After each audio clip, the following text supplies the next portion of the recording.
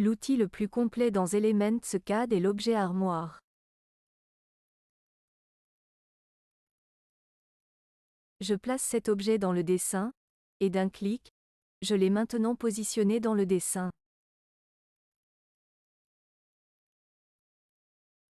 En déplaçant la souris, je peux ajuster l'angle avec un autre clic.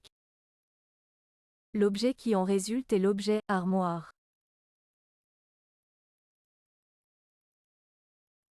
Vous pouvez voir dans la palette d'informations, armoire. Alternativement, il existe quelques sous-outils ici, tels que l'armoire, pente arrière, gauche, droite. Et ainsi de suite.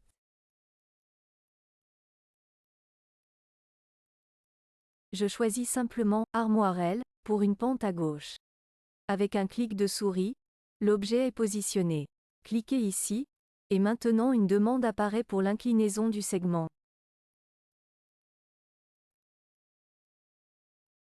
Je saisis simplement horizontalement 400 et verticalement 100.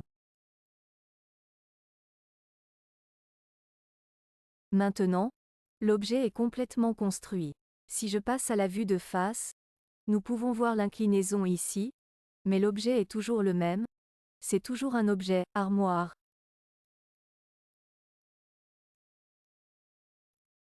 C'est-à-dire que je pourrais aussi atteindre le même résultat avec l'autre objet en entrant simplement l'inclinaison après coup ici.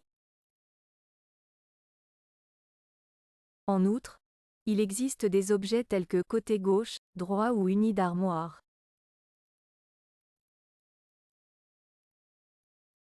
Ici, il s'agit de la possibilité de masquer simplement des objets. Si je reviens à la vue 3D, ici en haut à droite, alors j'ai ici la possibilité de désactiver l'inclinaison.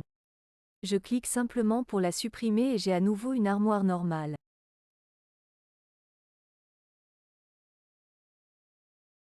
Lorsque vous configurez une armoire, il est possible de tout DE accent aigu sélectionner dans l'onglet « Affichage » et de sélectionner uniquement le côté gauche, par exemple.